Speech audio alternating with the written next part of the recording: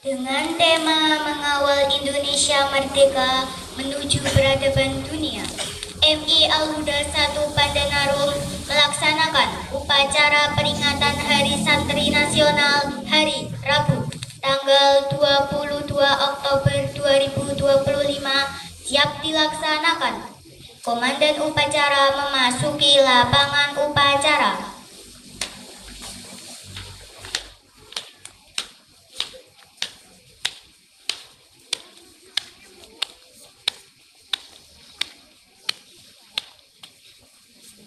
Persiapan pasukan. Soldat siap!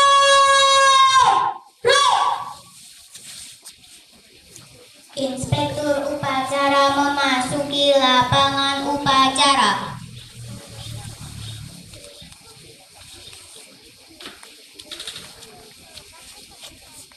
Penghormatan Kepada Inspektur Upacara. Hormat! Gerak! Tegak! Gerak! Laporan Komandan upacara. Apa? Upacara Hari Santri Nasional tahun 2025 siap dilaksanakan. Laksanakan. Siap dilaksanakan. Pengibaran bendera Sang Merah Putih.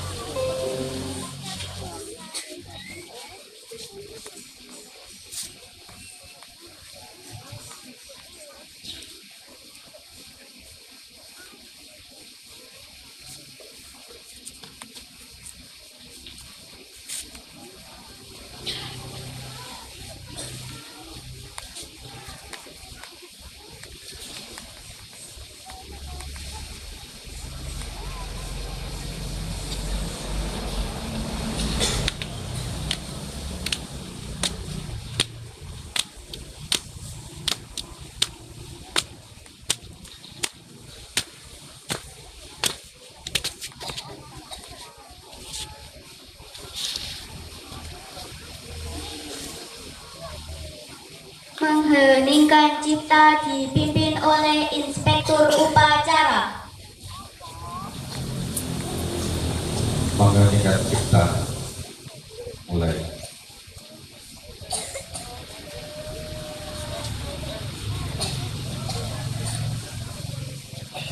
Selesai.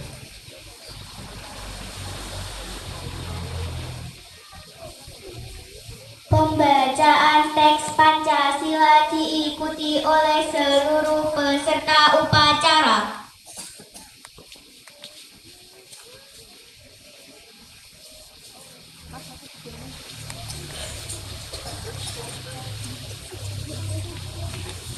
Pancasila. Pancasila. Satu. Ketuhanan yang Maha Esa. Dua. Kemanusiaan yang adil dan beradab. Tiga. Persatuan Indonesia. Empat. Kerakyatan yang dipimpin oleh hikmat kebijaksanaan dalam permusyawaratan perwakilan. Lima. Keadilan sosial bagi seluruh rakyat Indonesia.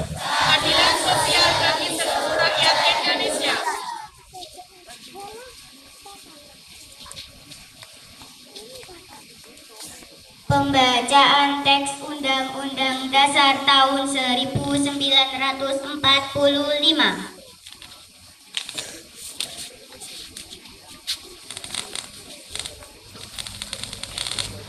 Undang-Undang Dasar Negara Republik Indonesia tahun 1945 pembukaan bahwa sesungguhnya kemerdekaan itu ialah hak segala bangsa, dan oleh sebab itu maka penjajahan di atas dunia harus dihapuskan karena tidak sesuai dengan peri-kemanusiaan dan peri-keadilan. Dan perjuangan pergerakan kemerdekaan Indonesia telah sampailah kepada saat yang berbahagia dengan selamat sentosa mengantarkan rakyat Indonesia ke depan pintu gerbang kemerdekaan negara Indonesia yang merdeka, bersatu, berdaulat, adil dan makmur atas berkat rahmat Allah yang Maha Kuasa dan dengan didorong oleh keinginan luhur supaya berkehidupan kebangsaan yang bebas, maka rakyat Indonesia menyatakan dengan ini kemerdekaannya. Kemudian daripada itu, untuk membentuk suatu pemerintah negara Indonesia yang melindungi segenap bangsa Indonesia dan seluruh tumpah darah Indonesia, dan untuk memajukan kesejahteraan umum, mencerdaskan kehidupan bangsa dan kemerdekaan, perdamaian abadi dan keadilan sosial, maka disusunlah kemerdekaan kebangsaan Indonesia itu dalam suatu Undang-Undang Dasar Negara Indonesia yang terbentuk dalam suatu susunan negara Republik Indonesia yang berkedaulatan rakyat dengan berdasar kepada ketuhanan yang Maha Esa, kemanusiaan yang adil dan beradab, persatuan Indonesia, dan kerakyatan yang dipimpin oleh hikmat kebijaksanaan dalam permusyawaratan perwakilan, serta dengan mewujudkan suatu keadilan sosial bagi seluruh rakyat Indonesia.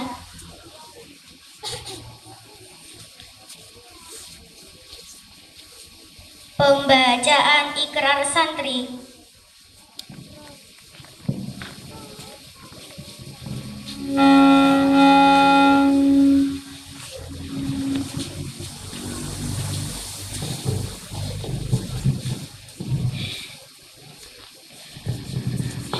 Ikrar Santri.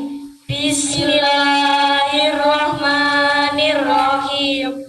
Asyhadu an la ilaha illallah wa asyhadu anna Muhammadar Rasulullah. Kami, Santri Negara Kesatuan Republik Indonesia, berikrar: 1. Berpegang teguh pada akidah, ajaran, nilai, dan tradisi Islam Ahlussunnah wal Jamaah. 2. Bertanah air satu, tanah air Indonesia, berideologi negara satu, ideologi Pancasila, berkonstitusi satu, Undang-Undang Dasar 1945, dan berkebudayaan satu, Bhinneka Tunggal Ika. 3. Selalu bersedia dan siap siaga menyerahkan jiwa dan raga, membela tanah air dan bangsa Indonesia, mempertahankan persatuan dan kesatuan nasional, serta mewujudkan perdamaian abadi.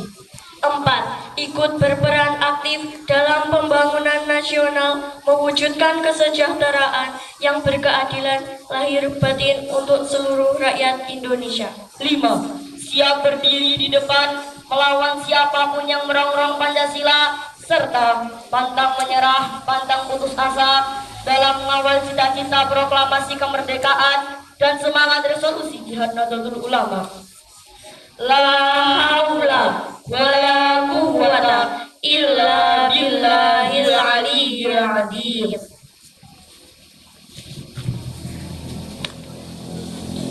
Amanat Inspektur Upacara Pasukan diistirahatkan. Untuk aparat, istirahat di depan. Bro.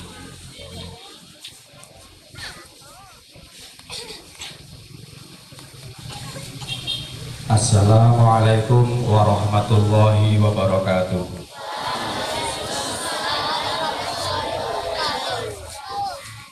Mari lebih semangat. Assalamualaikum warahmatullahi wabarakatuh.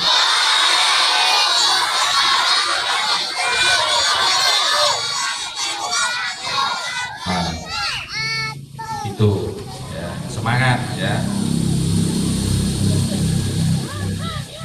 Anak-anak, para santri yang saya banggakan, ibu guru, bapak-bapak kiai, ibu nyai yang hadir yang saya muliakan. Hari ini kita memperingati Hari Santri Nasional. Ini para santri siap tidak untuk berdiri 15 menit lagi mendengarkan saya bicara? Siap? Dulu kita mengalami penjajahan berapa ratus tahun? Berapa? 350 tahun. Jadi 15 menit itu tidak ada artinya ya. Tidak ada artinya.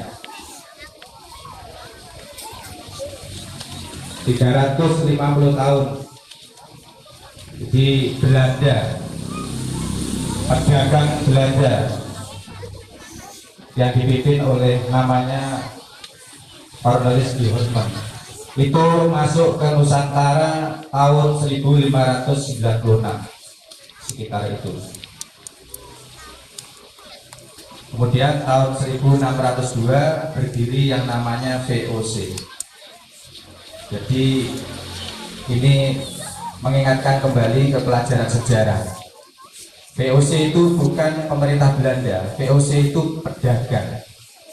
VOC itu pedagang yang mendapatkan izin dari pemerintah Belanda untuk merekrut angkatan bersenjata, untuk mendirikan benteng-benteng, untuk mencetak uang dan seterusnya.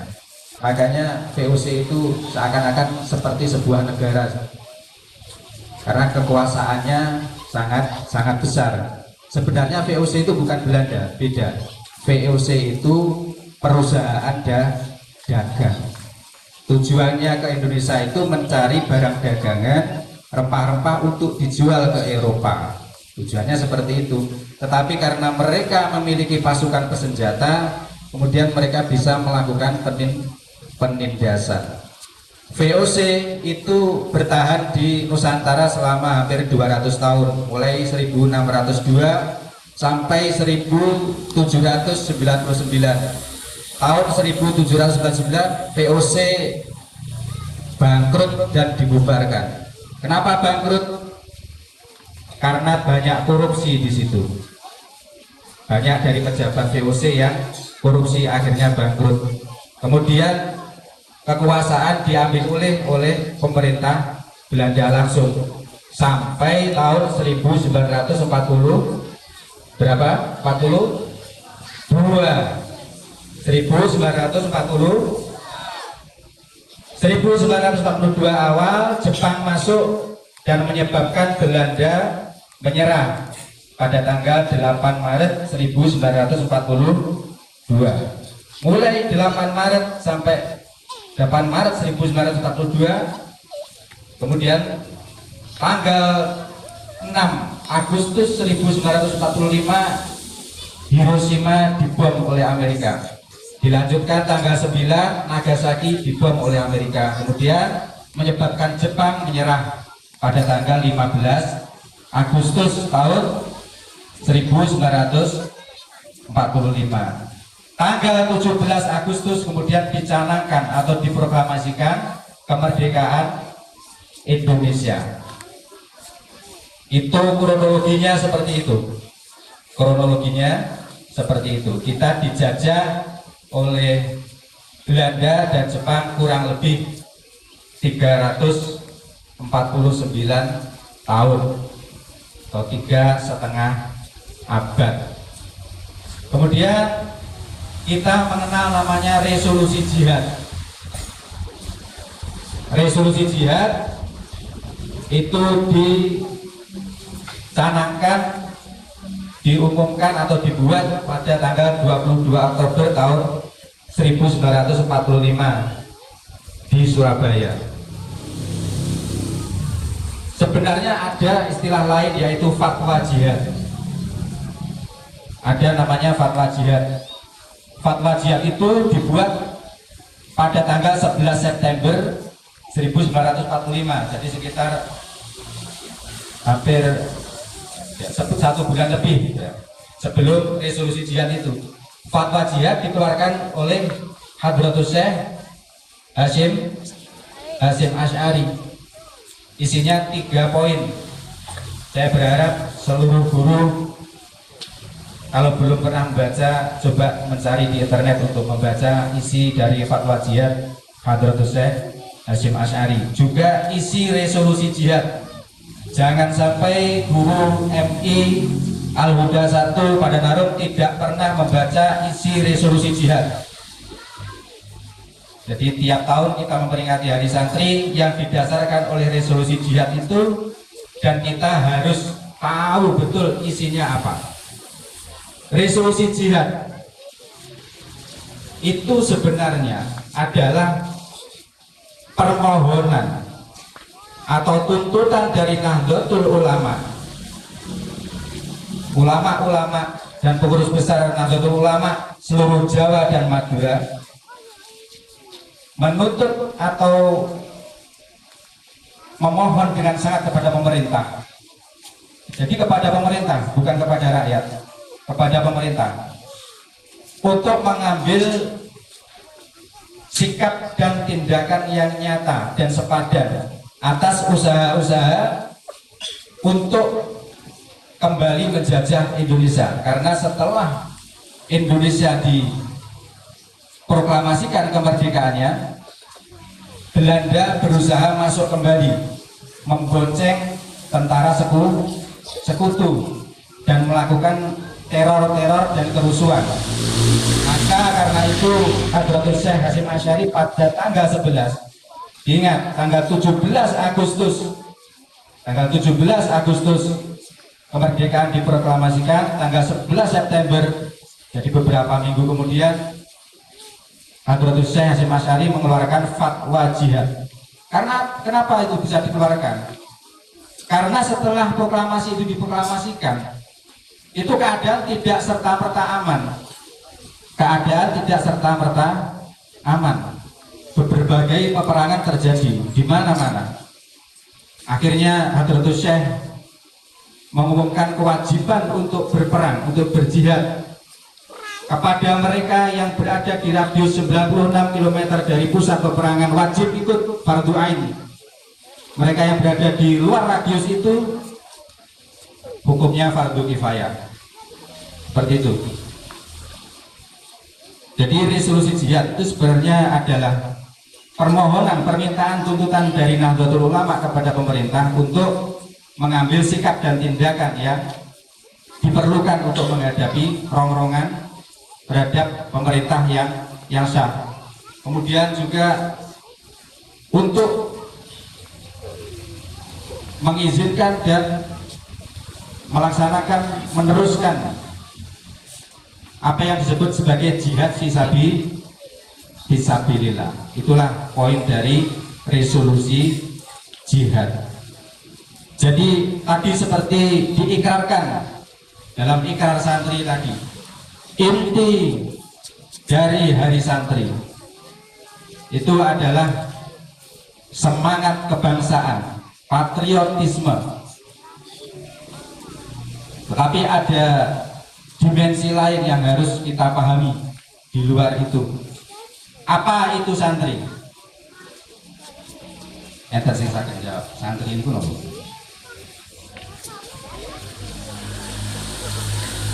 Makna kata santri ini nopo? Anak-anak kelas 6. Santri, apa arti santri?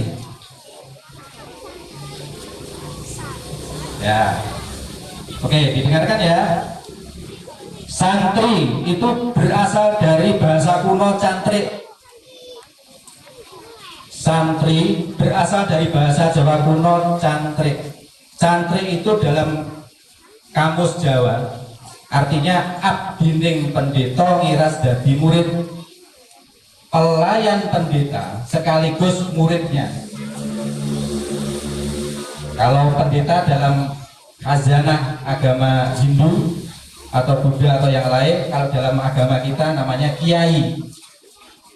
Jadi santri itu adalah murid dari kiai sekaligus pelayannya. Paham ya? Apa? Mas, santri itu apa? Murid kiai sekaligus pelayannya.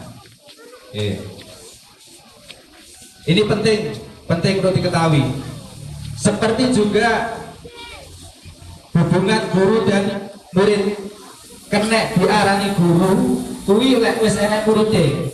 Kena diarani murid, lek wis enek gurune. Bisa disebut santri kalau sudah ada kiainya. Sampean ngaku santri, kiaimu sapa? Sampean ngaku santri, merasa dirinya santri, oke. Kiai Anda siapa? Yang Anda anut itu siapa? Tadi sudah disiratkan dalam ikrar. Santri itu adalah mereka yang berpegang teguh kepada Ahlus Sunnah wal Jamaah. Bisa dikatakan bahwa semua kiai yang memegang teguh Ahlus Sunnah wal Jamaah itu menjadi panutan para santri, panutan kita, ya. Karena pengertian santri itu adalah murid dari kiai, hal paling esensial, paling hakiki dari seorang santri itu adalah penghargaan terhadap ilmu. tidak ada santri kecuali dia menghargai ilmu.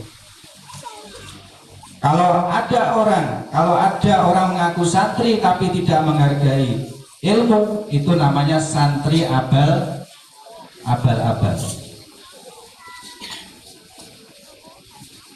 Jadi beberapa kali dalam kesempatan sebelumnya saya berbincang dengan anak-anak dari MI Al-Huda, sudah pernah saya sampaikan,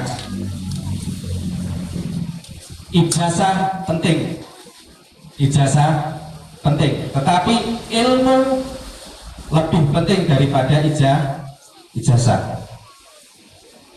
Ilmu lebih penting daripada ijazah. Jangan sekolah hanya untuk mengejar ijazah. Sekolah li thalabil ilmi. Fokus ya, karena kalian ini santri harus memiliki fokus untuk memahami keilmuan-keilmuan yang diajarkan di lembaga ini. Ilmu apa saja kalian nanti bisa dan boleh menjadi apa saja.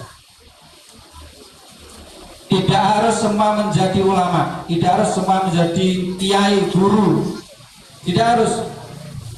Boleh menjadi montir, menjadi sopir, menjadi pekerja bangunan, menjadi dosen.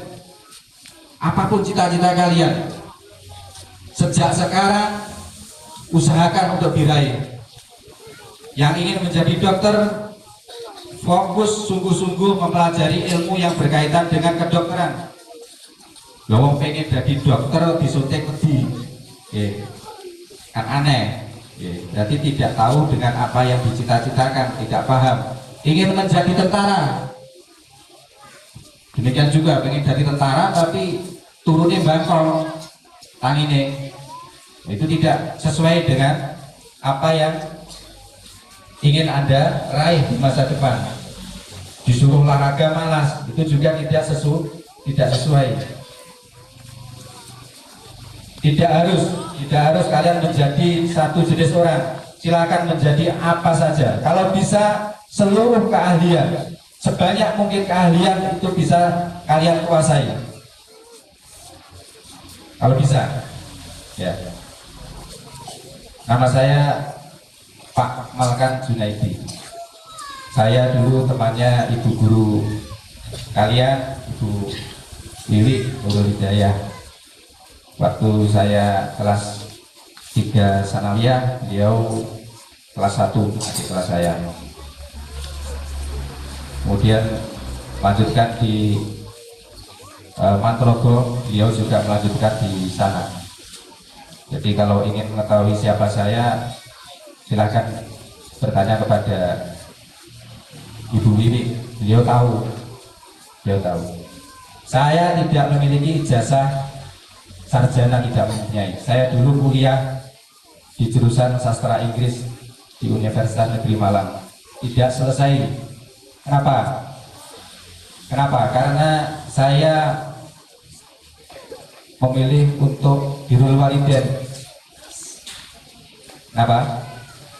Karena saya lebih memilih birrul walidain. Ketika saya berada di Malang sekitar 6 bulan, ayah saya sakit keras, dan itu menuntut saya untuk keluar dari perkuliahan. Tetapi keluar dari perkuliahan, waktu itu saya mengajukan beasiswa saya turun, tidak saya ambil karena saya memilih pulang untuk birrul walidain. Saya tidak memiliki ijazah S1, tidak punya, karena kuliah hanya sekitar 6 bulan. Tetapi saya tidak berhenti untuk thalabul ilmi, untuk belajar terus menerus. Karena apa? Karena jiwa santri, jiwa sebagai thalibul ilmi, pencari ilmu. Karena saya yakin orang itu harus memiliki keilmuan yang mendalam untuk bisa bermanfaat di suatu saat nanti. Apapun ilmunya. Kagem panjenengan ingkang sakmenika nyepeng HP, ngapunten. Jenengan cobi buka Google, yes. Jangan klik dan ketik nama kula. Malkan Junaidi. Bisa menemukan atau tidak? Bapak ingkang pemikir. Saged Pak nggih. Ada nama saya. Siapa saya, Pak? Dan matur Pak, siapa di situ? Seorang apa Pak? Penulis, pengarang dan penerjemah. Meskipun saya tidak lulus, saya tetap berprofesi seperti yang saya cita-citakan dulu. Saya seorang pengarang, seorang penerjemah juga. Anda bisa klik copy, melihat buku saya, membeli buku saya bisa. Tahun 2023 saya dikontak oleh penerbit Izan untuk menerjemahkan sebuah novel karangan namanya Abdul Razak Gurnah. Itu penerima Nobel Sastra tahun 2021 atau 2022 saya lupa. Artinya apa? Artinya apa? Kendala-kendala yang kalian hadapi dalam dunia pendidikan, termasuk masalah biaya, jangan menjadi penghalang kalian untuk menjadi orang sukses di kemudian hari. Jangan sampai. Banyak contoh di sekitar kalian, di sekitar saya saja banyak. Jadi mereka yang bahkan sekolahnya tidak sampai ke universitas, tapi sekarang membuka layanan servis motor dan hasilnya bagus.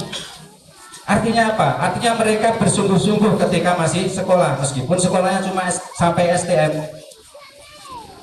Tetapi juga banyak di lingkungan kita yang sudah memegang gelar sarjana, tetapi tidak mampu mengaplikasikan keilmuannya, kemampuannya di bidang itu. Apa terugi terkait dengan resolusi jihad? Itu di mana dicanangkan? Di kantor PWNU sekarang di Jalan Bubutan. Enten sing nanti berikut. Kantor pengurus wilayah Nahdlatul Ulama di Jalan Bubutan. Saya pernah ke sana karena saya sesungguhnya juga bagian dari PWNU. Jangan betul kertas gitu. Saya akhir tahun yang lalu itu diminta untuk ikut menjadi bagian dari PWNU di sebuah lembaga namanya Lesbumi. Nah, ini saya ceritakan, saya pamerkan untuk memotivasi anak-anak sekalian, bapak-bapak guru sekalian semua. Janganlah keterbatasan Anda semua itu menjadi udzur, menjadi alasan untuk berkembang. Jangan malu untuk melakukan segala hal yang baik. Jangan malu. Jangan malu. Apapun yang kelihatan hina, asalkan itu tidak hina menurut syariat agama Islam, lakukan. Tidak apa-apa. Anak-anak sekalian misalnya di rumah membantu orang tua untuk mencari pakan ternak, tidak apa-apa. Jangan malu. Ya, anak-anak. Kalau orang tuanya di rumah memiliki kerepotan, memiliki lembu atau kambing, dibantu. Itulah mental santri. Ya, itulah mental santri. Karena apa? Sudah saya bilang, santri adalah pelayan dari guru. Sedangkan derajat yang sama dengan guru adalah orang tua. Tanpa pelayanan, tanpa rasa hormat, tanpa ketundukan terhadap guru, terhadap orang tua, percayalah, ilmu kalian tidak akan barokah. Percayalah, tidak akan mendatangkan ketenangan, ketentraman dalam kehidupan kalian nanti. Tidak akan. Ini diingat-ingat. Setiap hari kalian semua hadir di sini, bertemu dengan, berjumpa, berinteraksi dengan para guru, tetap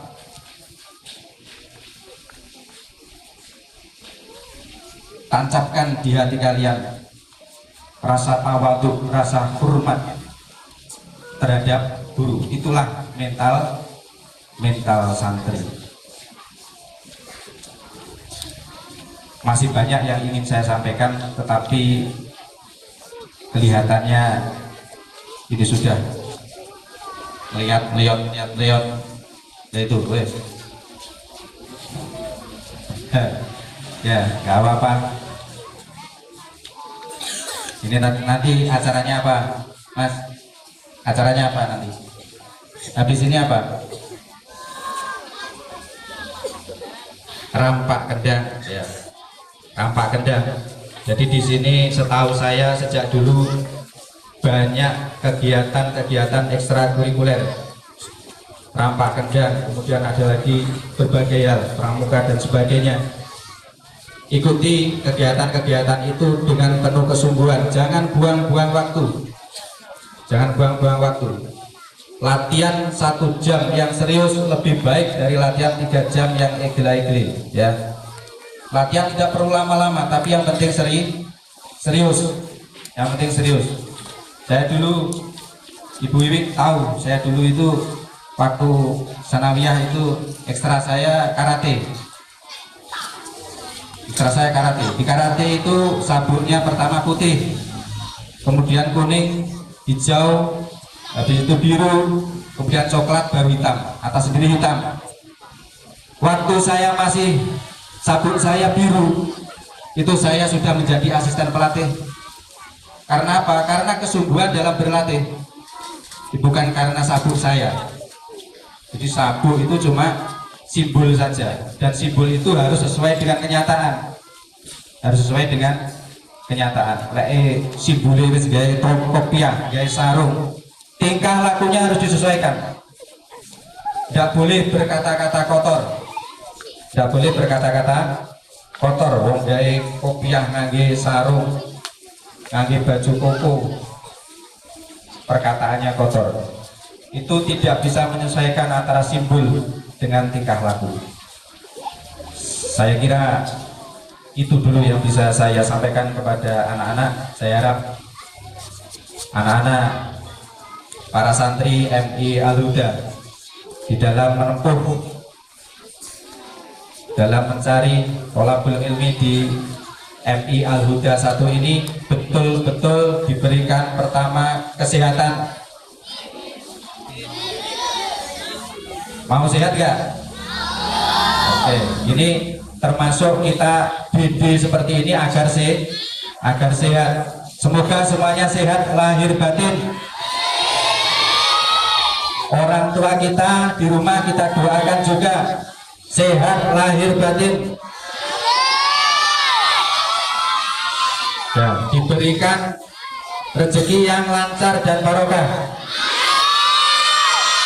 Kalian di sini semua nanti mendapatkan ilmu yang banyak, bermanfaat dan barokah. Cita-cita kalian apapun itu, halangan apapun nanti yang menanti kalian, semoga tetap tercapai.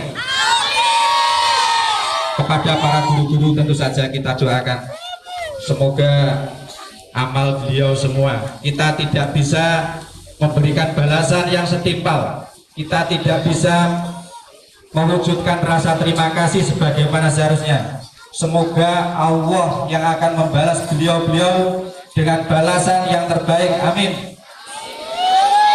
Dari saya pribadi, apabila ada kurang dan lebihnya dalam saya menyampaikan amanat ini, saya mohon maaf yang sebesar-besarnya. Mari berdiri lagi tegak, ayo berdiri lagi tegak semua, ayo mari semua.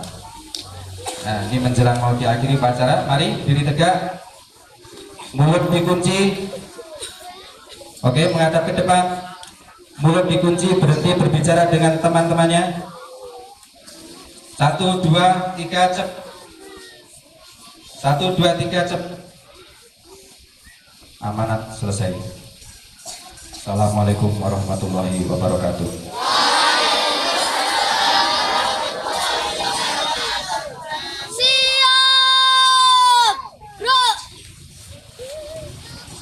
Menyanyikan Mares Subanul Waton dan Mares Santri.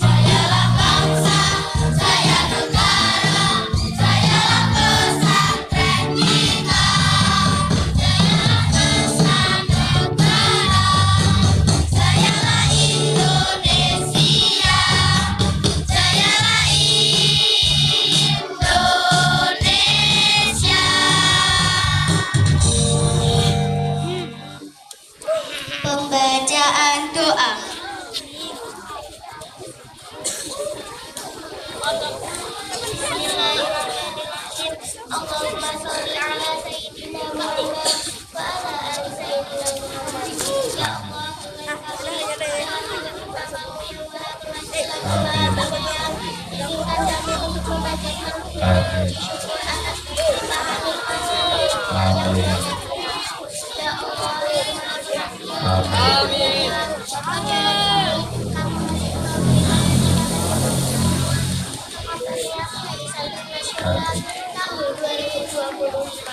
Ya Allah,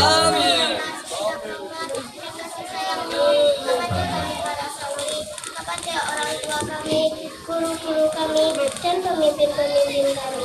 Ya Allah yang Maha Mengetahui, bimbinglah kami agar tetap berada di jalan yang lurus, seperti jalannya orang-orang yang telah Engkau berikan petunjuk. Jadikanlah kami para santri menjadi generasi penerus bangsa yang senantiasa berada di garis depan untuk menegakkan agama-Mu. Ya Allah yang Maha Mempersatukan, jadikanlah bangsa Indonesia ini menjadi negeri yang aman, tentram untuk kami tinggali, sehingga kami bisa beribadat kepada-Mu setiap saat dengan perasaan yang damai. Ya Allah, Tuhan yang Maha mengabulkan doa, kabulkanlah doa kami. Rabbana atina fid dunya hasanah wa fil akhirati hasanah wa qina adzabannar. Walhamdulillahirabbil alamin.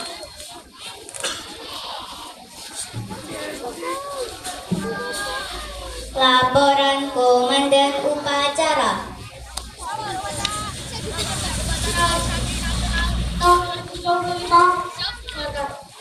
Bubarkan. Penghormatan. Kepada Inspektur Upacara, hormat. Gerak.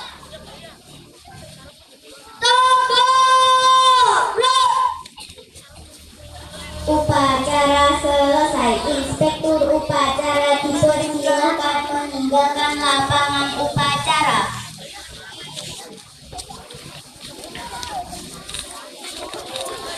Bapak Ibu guru dipersilakan meninggalkan tempat upacara.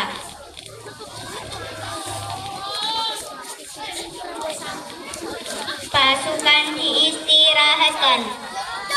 Istirahat di depan. Gerak. Komandan upacara meninggalkan lapangan.